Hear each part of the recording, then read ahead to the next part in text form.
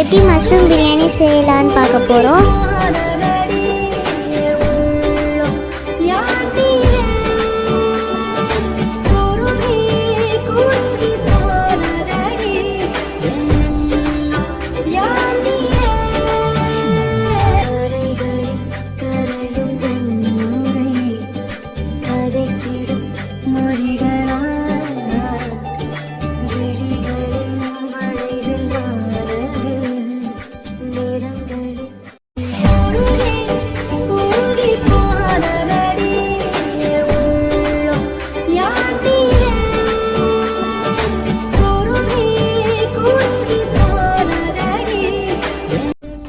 Mushroom biryani கூட cauliflower 65 சேர்த்து சாப்பிட்டா ரொம்பவே நல்லா இருந்துச்சு.